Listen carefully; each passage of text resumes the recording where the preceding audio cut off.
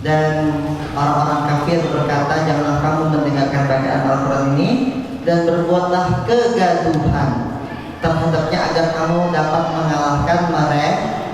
Ini perkataan orang kafir, kemudian di capture sama Quran di Quran surat ke-41 ayat ke-26. Berarti ini penting nggak untuk kita ketahui? Bukannya untuk kita ketahui bahwa bocorannya adalah kalau kita nggak peduli dengan Quran, maka kita pasti kalah. Apa bentuk kekalahan kita? Kita lihat sekilas gambaran permasalahan kita di hari ini. Kedurhakaan. Banyak anak-anak durhaka mulai bermunculan di muka bumi sekarang.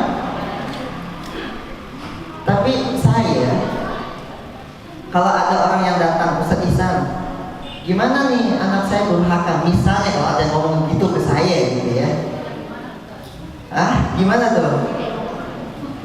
Ini yang gue tunggu-tunggu. Ustaz, anakku durhaka. Afwan, saya akan tanya balik. Ada nggak orang tua yang durhaka? Ada nggak? Sebelum anak itu durhaka, jangan-jangan orang tuanya durhaka terlebih dahulu. Apa bentuk kedurhakaan orang tua? Misalnya tidak memilihkan ayah atau tidak memilihkan ibu bagi anaknya yang soleh atau yang soleha. Jadi kedurhakaan pertama adalah kedurhakaan dari orang tua.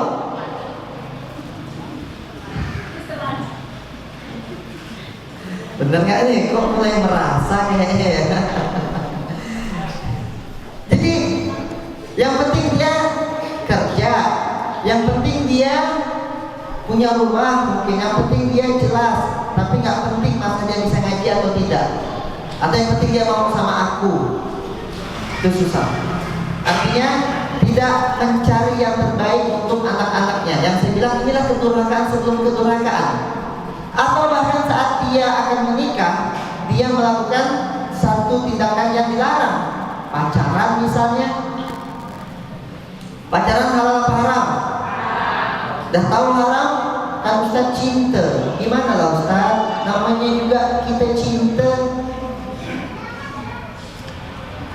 Tetap ya diteruskan dan sampaikan pacaran itu haram, gak boleh, putuskan atau halalkan. Kami cinta Ustaz, tapi belum saatnya menikah. Demi cinta, yang haram pun dilanggar. Ini namanya durhaka sebelum durhaka, saya bilang. Hati. Jadi bukan sekedar, kan anak itu hanya duplikat sempurna dari orang tuanya. Benar apa tidak? Anak itu nyontohnya ke siapa kalau bukan ke orang tuanya? Kan nggak mungkin ke tetangga. Benar nggak? Jadi kalau ada anak durhaka yang salah, anaknya apa emak bapaknya? Emak bapaknya. Emak bapaknya yang salah, bukan anaknya, karena anaknya tergantung emak bapaknya. Saya lihat ada anak yang tantrum. Kalau tantrum? Yang kalau nangis tuh marah, berguling-guling gitu, sampai ngejedotin kepala gitu. Itu saya melihat ada anak yang seperti itu. Siapa yang salah? Orang tuanya. Setiap keinginan anak dipenuhi. Contohnya handphone. Anak kalau mau handphone dikasih. Begitu diambil handphonenya, nangis, dikasih lagi. Jadi selalu dipenuhi keinginannya. Yang salah siapa? Orang tuanya. Bukan saya. Ada sayang yang menumbuhkan, ada sayang yang membunuh. Ada dua bentuk kesayangan. Satu sayang menumbuhkan, satu sayang mengajarkan yang baik-baik. Yang kedua sayang yang membunuh. Apa itu sayang membunuh? Semuanya dipenuhi keinginannya.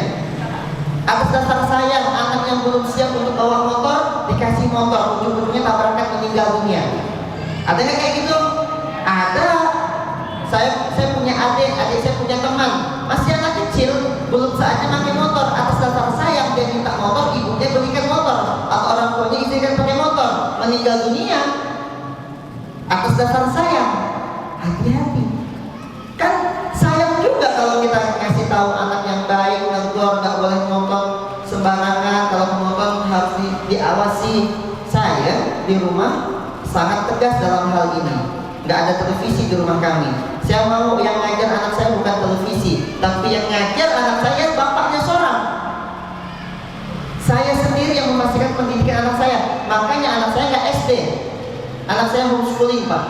5 kurikulumnya di rumah. 1 adab. Apa yang pertama? Ini kurikulum anak saya. Untuk anak saya ya. Kalau cocok sama antum silakan. 1 adab. Yang utama tuh adab, bukan kita mengejar anak ini pintar. Dia akan pintar pada saatnya. Tapi dia bisa jadi ada yang pintar nggak punya adab. Saya mau anak saya beradab. Yang kedua, dia bisa baca Quran. Maka kita pakai tilawati, pakai ikro. Kita datangkan guru untuk ngajarin Quran. Yang ketiga, dia bisa menghafalkan beberapa ayat dalam Quran. Lagi-lagi itu juga bukan paksaan. Ya sekedarnya dia hafal. Ya minimal kalau saya megang itu Al-Fatihahnya jangan sampai lepas. Anak saya Al-Fatihahnya harus sama bapak atau ibunya, nggak boleh sama orang lain. Kalau aku ada guru ngaji yang mengajar Al-Fatihah, saya larang. Tolong ajarin yang lain aja. Al-Fatihah milik saya. Iya, nggak boleh ada yang ngajarin Al-Fatihah anak saya. Saya seorang yang boleh ngajarin atau istri saya. Yang lain Qul huwallahu ahad silakan, tapi Al-Fatihah milik bapak maknya.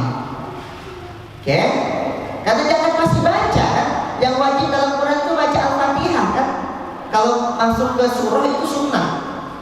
Maka yang wajib ini kita pegang. Jangan serahkan semua itu guru ngaji. Enggak.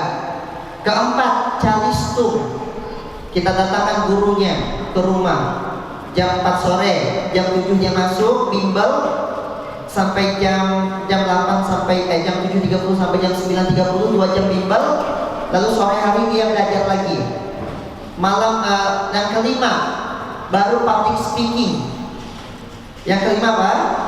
Public speaking itu apa? Keberanian dia dalam maju. Maka anak saya ajarkan apa? Saya ajarkan iqomah. Sekarang hobinya anak saya iqomah. Pas orang azan, ayah, abang duluan ya ke masjid, silakan. Dia pakai sepeda ke masjid, lalu dia tunggu duduk di depan mik untuk iqomah. Nggak boleh ada yang lain, cuma dia yang boleh iqomah. Dan gitu, dia punya keberanian. Pernah satu ketika dia lomba. Pas dia lomba, anak saya lomba, dia bilang, ayah, abang takut maju. Abang takut maju. Saya bilang, ayah nggak minta kamu jadi juara. Juara di mata ayah adalah ketika anak ayah berani tampil. Siap ya, gitu ya. Akhirnya dia maju, tampil, dan dia kalah. Tapi lihat, ketika kita tidak membebani anak ini dengan juara, buat apa juga sih juara gitu kan? Bagi saya nggak penting. Juara bagi saya anak saya maju berani gitu. Bukan dapat piala, yang kalau dapat piala bonus. Tapi saya bilang yang penting abang berani maju, udah juara di hati ayah. Lalu dia pulang ke rumah, dia cari saya. Orang pertama dicari ayahnya. Ayah, gitu ya. Kebetulan saya ada di rumah. Ya sayang, dia peluk, terus dia bilang, tadi abang sudah berani maju. Abang kalah, tapi abang senang ya. Abang sudah berani maju. Itu juara di mata saya. Karena saya memang nggak pernah dapat piala. Dari dulu saya kecil sampai besar, saya nggak pernah dapat piala apapun. Kecuali satu saja piala saya setelah menikah. Apa pialanya? Saya dapat piala satu, ini beneran. Tingkat provinsi lagi pialanya. Setelah menikah tapi, tahu nggak pialanya apa? Piala juara 1 Provinsi Kalimantan Barat lomba foto selfie.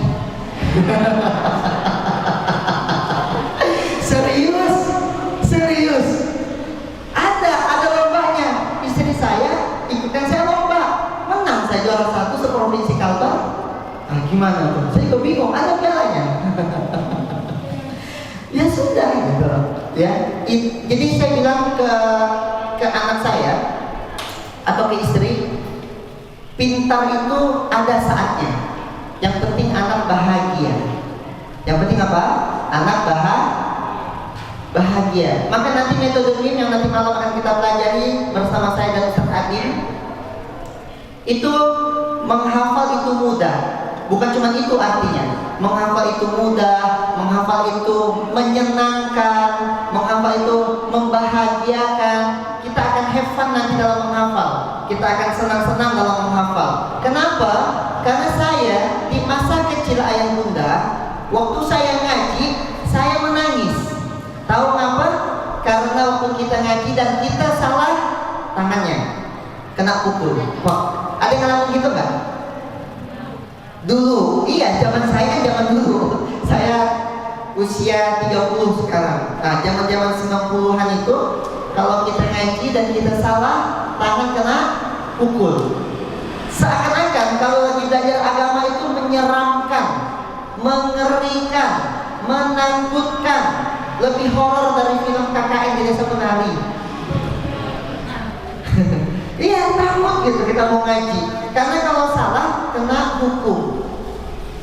Padahal pelajaran yang lain itu dengan senang bahagia. Pelajaran IPA misalnya, ngapa bahagianya? Saat lagi masuk pelajaran IPA, kita keluar dari kelas, kita melihat fotosintesis, kita jalan-jalan, semua menyenangkan. Tapi pas pelajaran agama menakutkan. Kalau tidak sholat masuk neraka, kalau tidak sholat subuh kena bakar rumahnya. Kok mengerikan semuanya? Padahal di Quran banyak cerita tentang surga, kayak begitu ya bunda. Maka anak-anak yang keras kepala biasa juga berawal dari keras kepala ibu dan ayahnya. Maka menarik tadi ketika datang seorang anak kepada Ustadz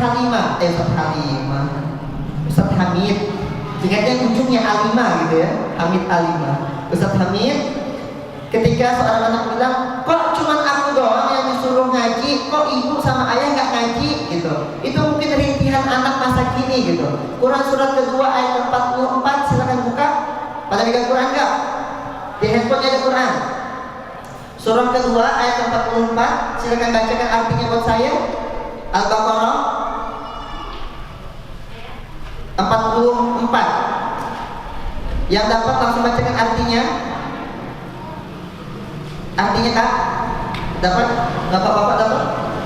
Ya, silakan nyari sedikit.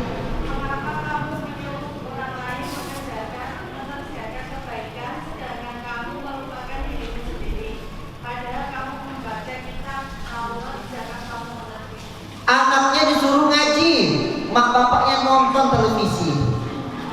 Siapa tuh pelakunya? Anaknya disuruh sholat, mak bapaknya sholat di rumah. Kalau anaknya kamu ke masjid, gitu. Anaknya mungkin dilarang merokok, bapaknya masih merokok. Hah? Siapa tuh?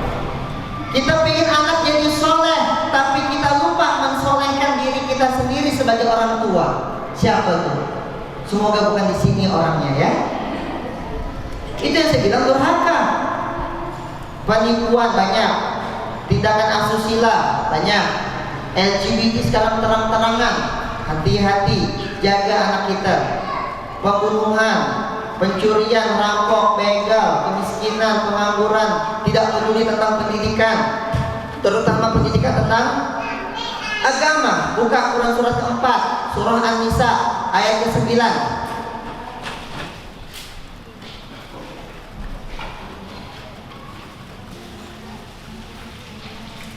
Oh, ada ini apa tulis? Saya nggak tahu, ternyata apa tulis. Nanti aja.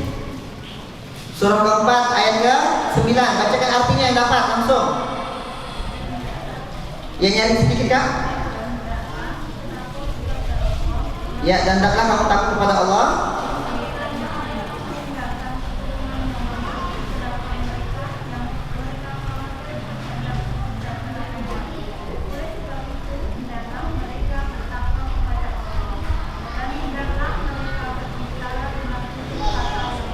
Takutlah kita meninggalkan anak cucu keturunan kita dalam kondisi yang lemah. Lemah apa?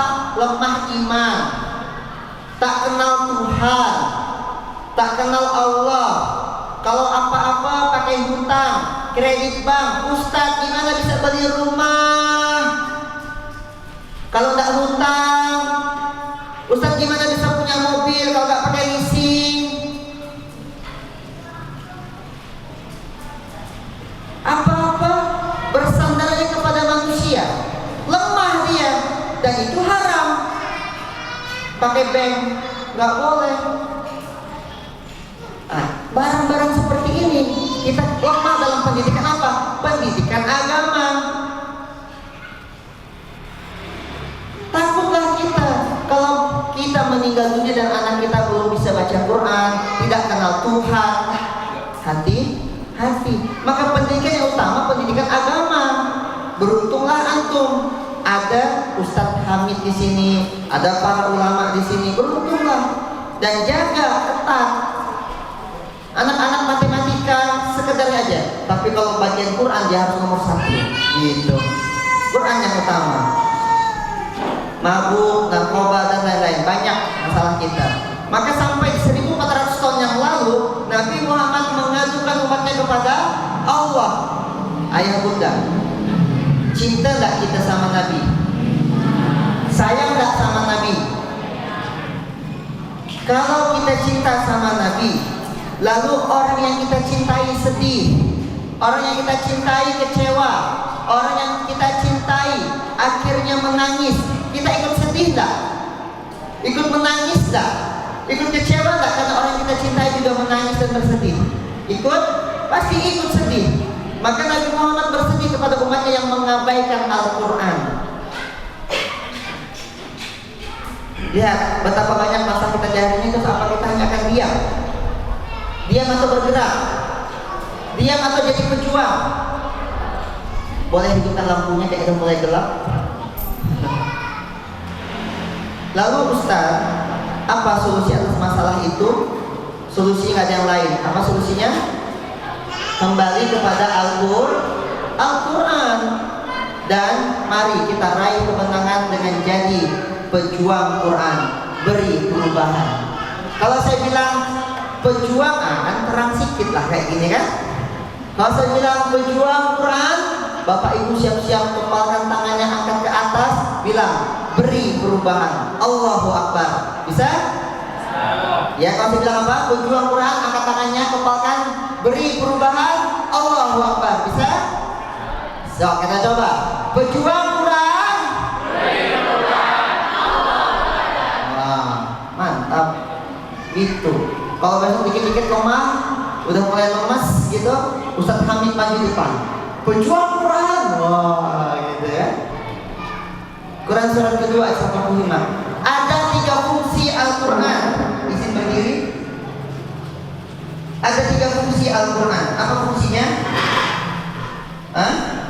Surat kedua ayat 185. Apa itu fungsinya? Itu lanjutan dari 183 kutiba alaikumussyam, 184, 185 nya tentang Quran. Quran diturunkan di bulan Ramadan. 3 fungsinya. Apa itu? 1 sebagai petunjuk, kedua sebagai penjelasan atas petunjuk itu, penjelasan atas petunjuk, ketiga pembeda. Surah berapa yang artinya pembeda? Surah ke-25. Al-Quran ada berapa juz? Coba buka 25 ayat 30.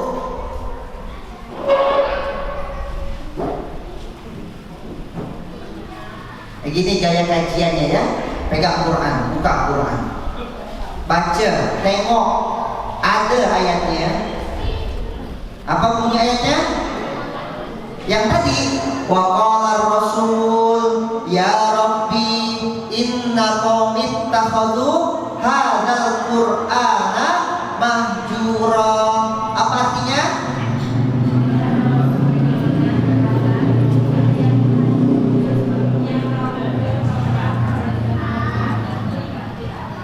Quran itu 2, hujjatun lana au hujjatun alaina. Apa arti hujjatun lana au hujjatun alaina? Hujjatun alaina.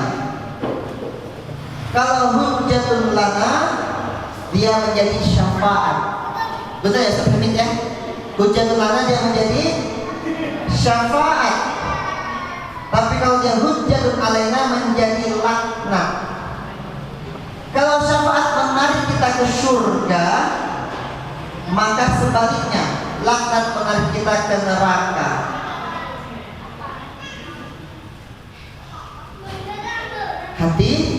Hati. Silakan pilih, mau dapat syafaat atau mau dapat laknat? Jawab.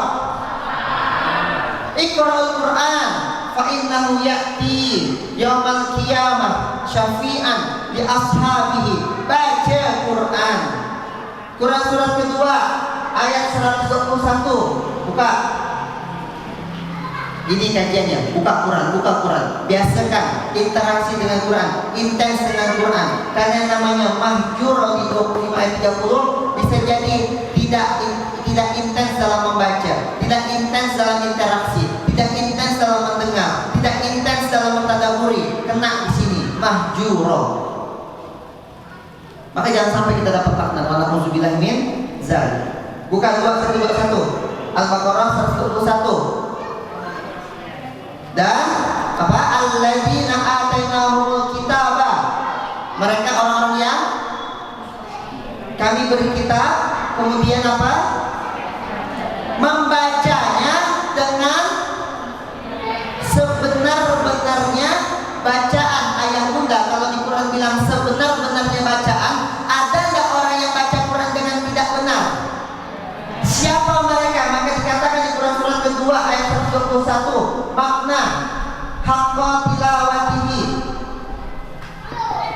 Haqqa tilawatihi adalah haqqa ittibaihi. Haqqa ittibaihi adalah sebenar-benarnya bacaan, adalah sebenar-benarnya kita mengikuti Quran itu sendiri. Quran berapa juz? Berapa surah? Berapa halaman? Harus tahu. Ayo, hari ini kita kasih tahu. 30 juz, 114 surah, 604 halaman. Berapa halaman? Benar gak? Kok baru tahu? Gak apa-apa ya. 604 halaman. Kemudian Quran berapa ayat? 6.666. Ada yang bilang begitu, tapi nanti coba cek sekali lagi. Al-Fatihah 7 ayat, Al-Baqarah sekian 296 ayat, Al-Imran sekian. Tambahkan semuanya, maka insya Allah dapatnya. Kalau yang di Rusmani 6.236 ayat. Memang ada pendapat yang tadi Pak, itu ada. Tapi ada juga pendapat yang 6236. Maka coba hitung sendiri. Nah, ini PR. Hitung sendiri di rumah.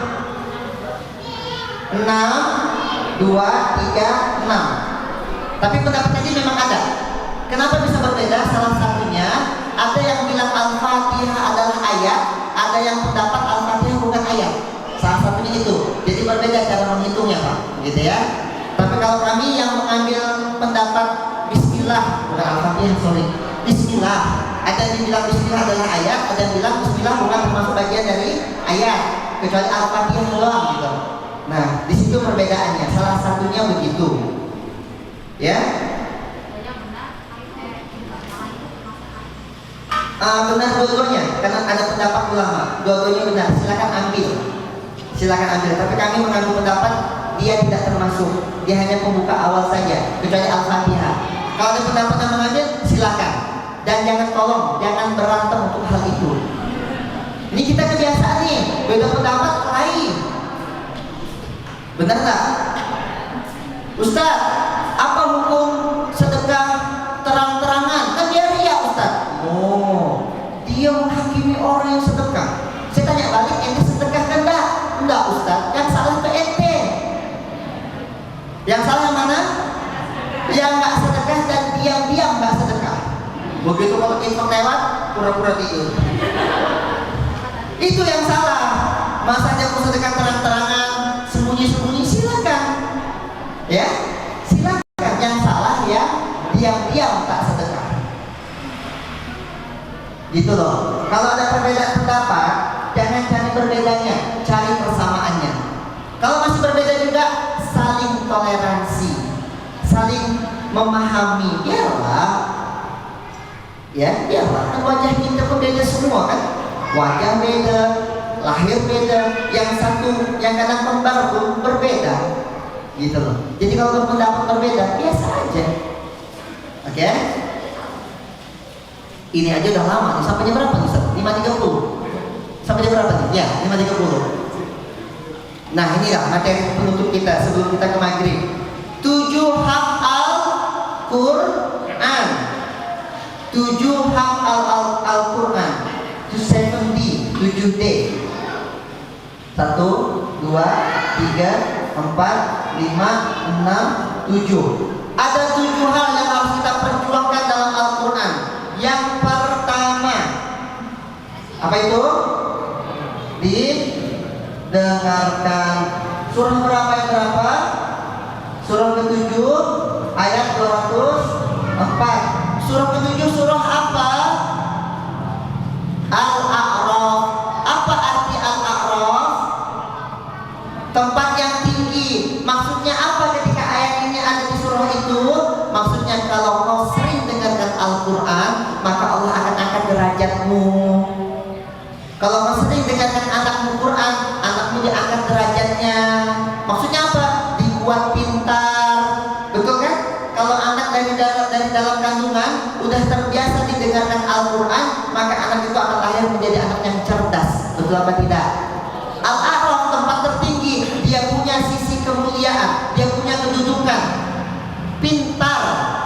Kenapa dia pintar? Karena dia mendengarkan Quran. Karena Quran dibaca. Yang kedua apa? Surah berapa dibaca? 21 dibaca.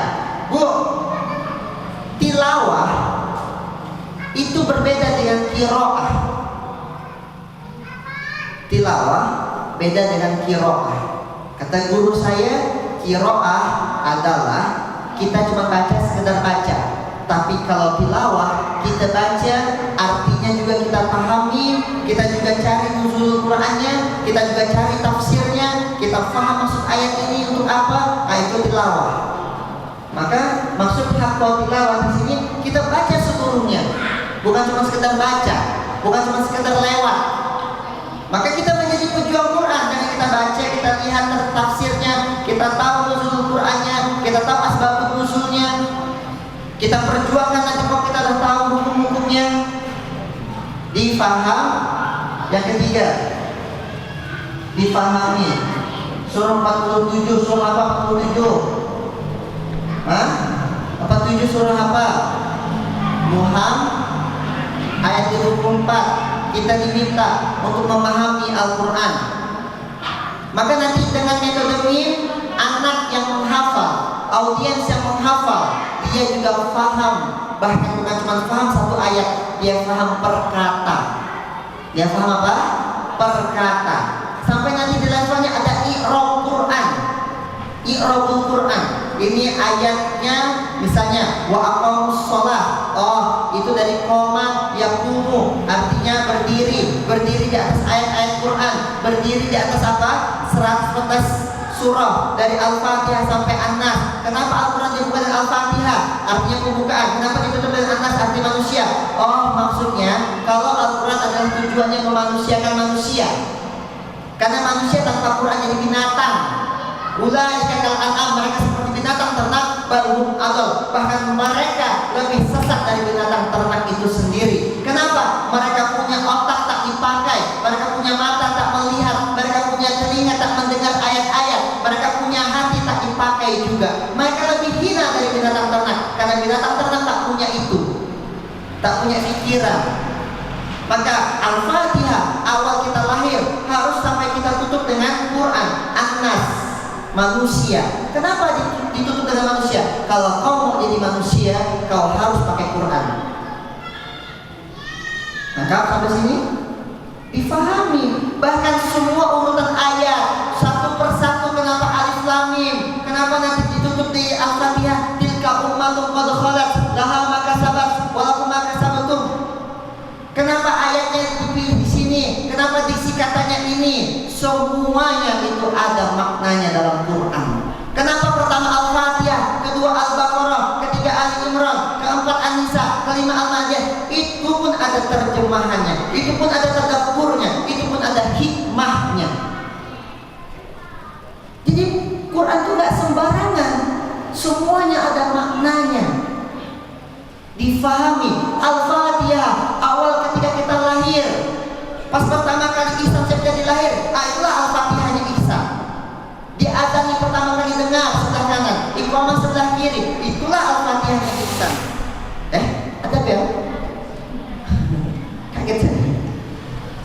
Al-Baqarah 2, surah kedua Al-Baqarah.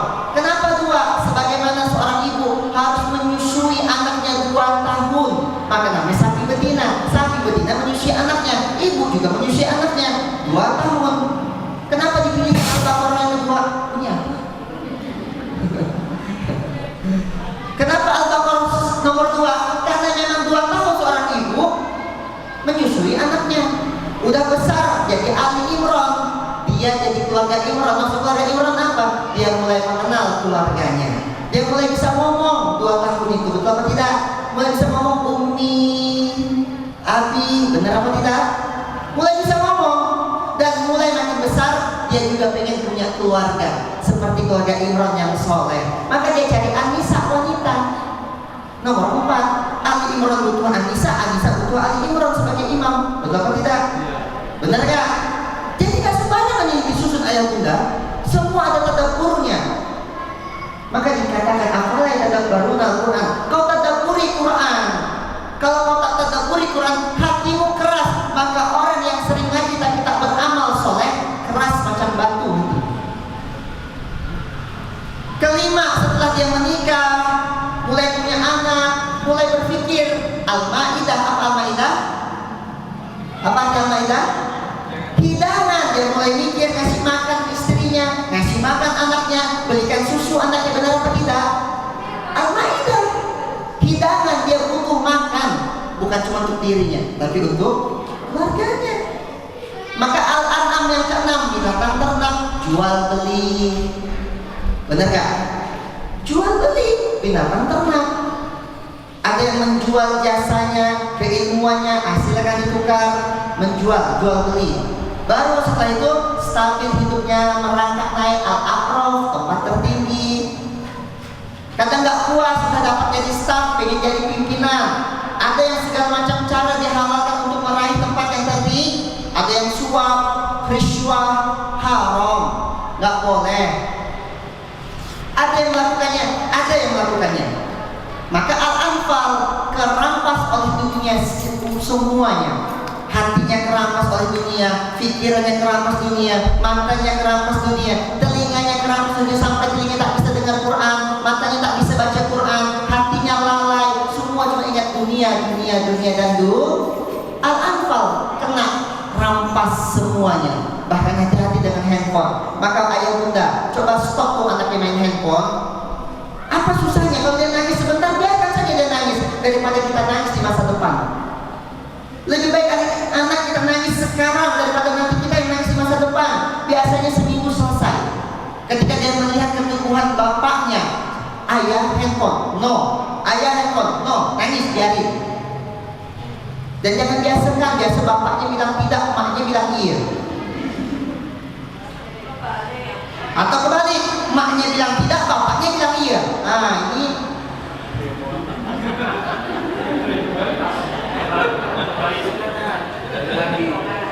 bener enggak? Siapa pelakunya? Nggak boleh. Kalau bapak bilang tidak, emak bilang tidak. Biasakan satu kata, satu komando. Ini bapak bilang tidak, emak, aku emak aja lah. Nanti emak pun bilang iya. Mak, tadi bapak bilang nggak boleh, emak boleh kan mak? Iya boleh. Ini perusak nih. Iya ini perusak. Maka nggak ada handphone, terutama handphone. Dan kita nggak tahu apa ditonton anak kita di bahkan di TikTok. Ada apa di TikTok? Buka handphone, ada apa di Instagram? Ada apa di YouTube? Anak kecil nggak tahu apa-apa yang bunda. Macam-macam nggak ditengok, dilihatnya. Hati. Mulai hari ini coba kuatin diri, biarlah dia nangis. Paling seminggu nanti dia mulai terbiasa. Kenapa anak itu sedikit-sedikit nangis? Dia tahu kalau aku nangis bapak aku pasti luluh hatinya. Nah, dia belajar, dia lebih pintar dari kita.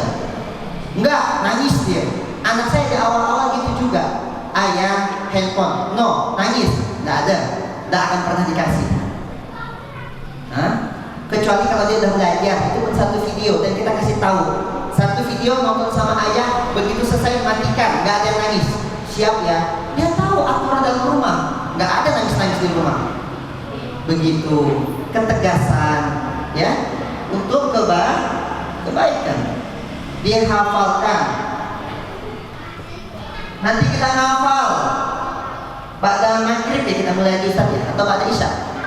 Pada maghrib ya. Nanti kita ngafal dan insya Allah kita ngafal dengan menyenangkan, insya Allah.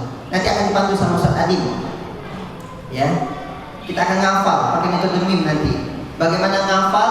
Bukan cuma hafal ayat, tapi hafal 18 manfaat lainnya. Apa itu?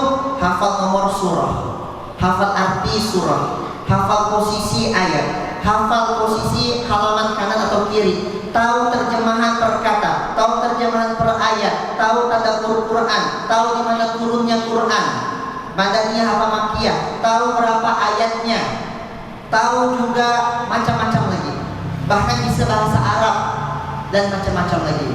Seru nanti kita ngafalnya, insya Allah. Lihat, barang siapa membaca Al-Quran dan menghafalnya, lalu menghalalkan apa yang dihalalkan dan mengharamkan apa yang diharamkan, maka Allah Ta'ala akan memasukkannya ke dalam surga dan Allah menjaminnya untuk memberi syafaat kepada 10 orang keluarganya yang semuanya telah diwajibkan masuk neraka. Tadi belum selesai tadabbur surahnya ya, sampai surah ke-8 dari Al-Anfal ya. Lanjutin ya.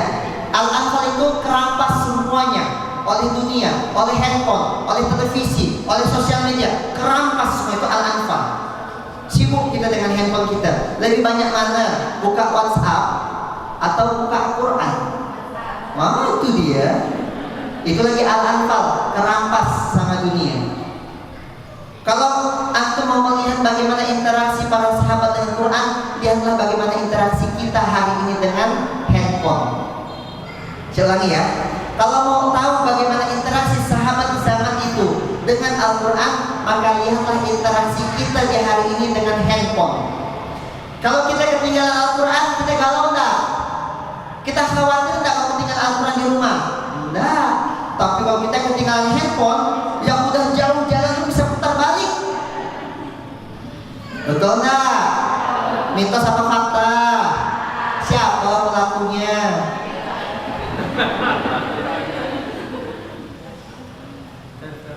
Betul kan? Berarti kita udah kena Al-Anfal. Udah sibuk lah mata kita dengan handphone. Begitu, lihat ya, bahkan kita tuh lagi sholat pun HP itu di sini gitu loh. Di sini handphone. Udah itu apa? Lupa di silent. Saya pernah tuh sholat sampai orang lupa dia silent HP-nya. Allahu Akbar, udah sholat, tiba-tiba HP-nya bunyi. Ada nelpon, nyaring lah gitu kan. Sempat-sempatnya dibuka jaket, keluarkan handphone, pakai kode lagi, tek, dia buka matikan dan masuk lagi, sholat lagi, bisa gitu.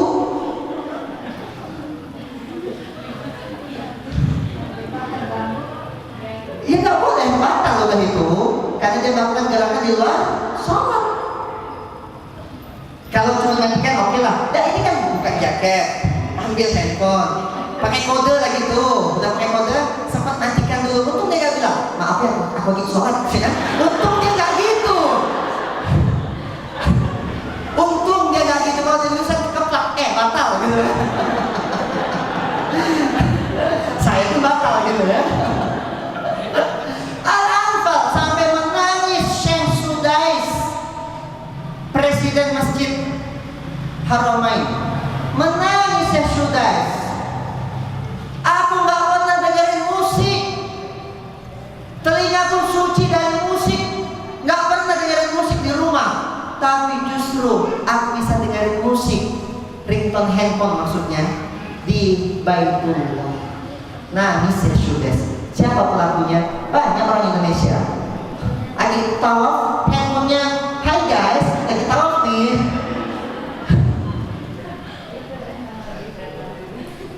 Iyalah. Semoga lah ayah bunda berangkat haji dan umroh dengan cara-cara Allah. Tapi jangan kayak gitu ya. "Hai guys, ya, kapan nih ini kapan? Kamu belum pernah kan? Kasihan deh."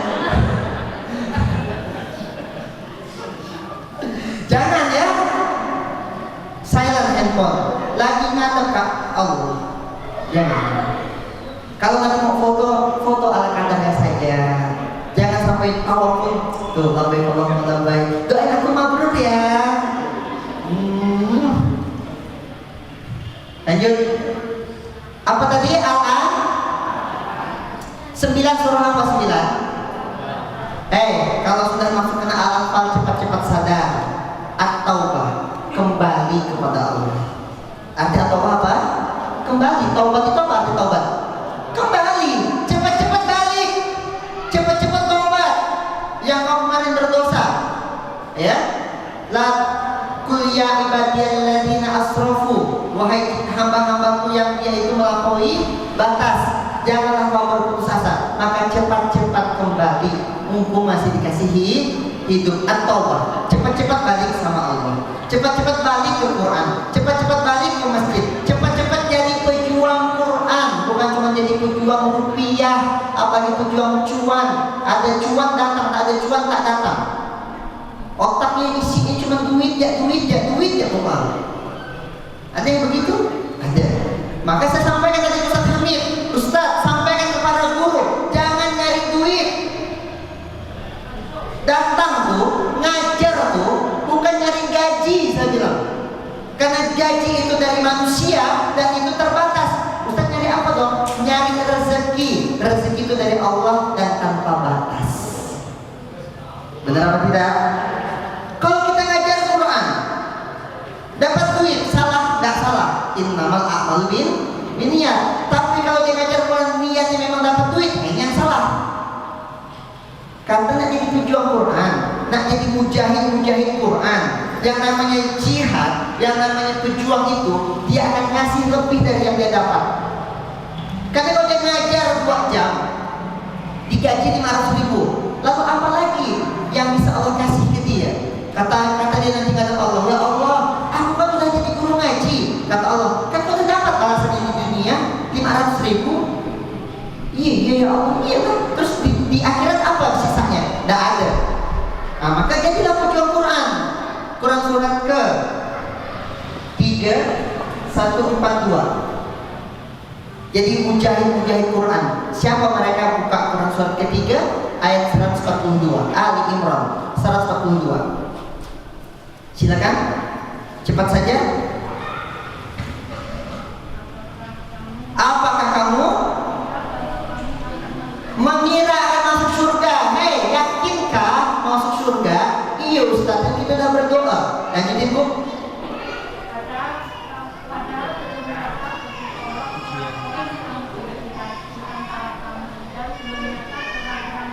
Belum nyata bagi Allah orang yang berjihad dan yang sabar. Jangan apa-apa pakai duit, jangan apa-apa transaksional. Buka Quran surat ke-9 ayat 20.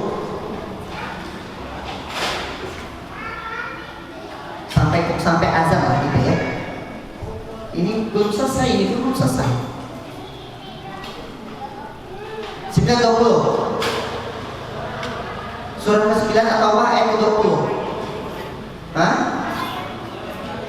Orang-orang yang beriman, 1, 2, berhijrah, 3, berjihad. Di mana jihadnya?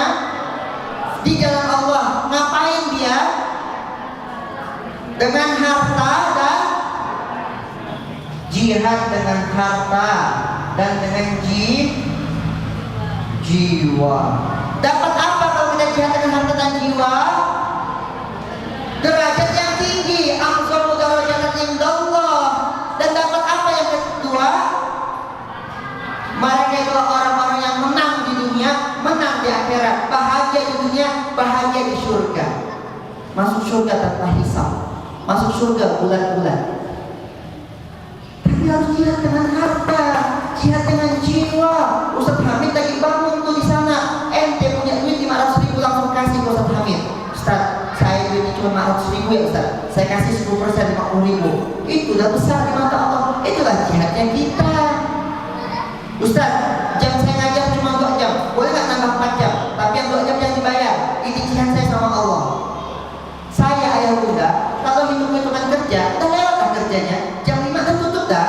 Harusnya nggak lagi ngajar kalau kerja. Tapi karena tujuannya bukan lagi kerja, tujuannya apa? Untuk caper, nyari perhatian sama Allah. Kenapa caper? Ada begitu banyak nikmat yang Allah kasih buat kita. Betul apa enggak? Allah kasih nikmat mata. Berapa bayaran mata?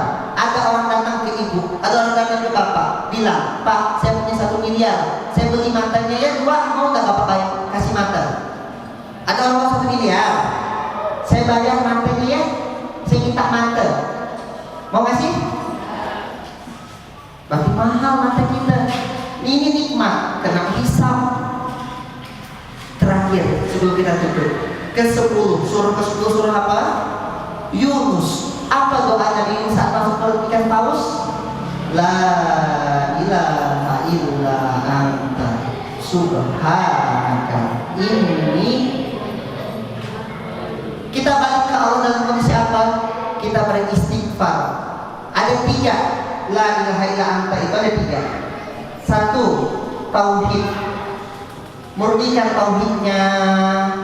Jangan ada syirik di sana. Jangan sampai ada kata-kata kayak tadi itu. Ustaz, bagaimana saya punya rumah kalau nggak hutang? Bagaimana saya bisa usaha kalau nggak minjam? Bagaimana saya bisa punya mobil kalau nggak hutang? Nah itu benerin tauhidnya. Kedua, puji Allah. Ketiga, ngaku berdosa. Maka nanti kita akan naik ke permukaan sebagaimana Nabi Yunus masuk dalam perut ikan paus, kegelapan dalam perut ikan paus, kegelapan laut, kegelapan malam. Ketika ngomong la ilaha illa anta, mungkin kondisi kita sedang terpuruk, ada yang punya hutang, ada yang bangkrut, ada yang lagi belum punya jodoh, ada yang menikah belum punya anak, tapi la ilaha illa anta subhanaka inni kuntu minaz zalimin. Naik perut ikan paus, keluar selamat, umatnya kaum Ninawa sudah beriman semua. Kita dapat apa yang kita pengen kayak gitu. Balik ke Quran. Jazakumullah khairan katsiran. Sesi pertama kita tutup. Billahi taufiq hidayah. Wassalamualaikum warahmatullahi wabarakatuh.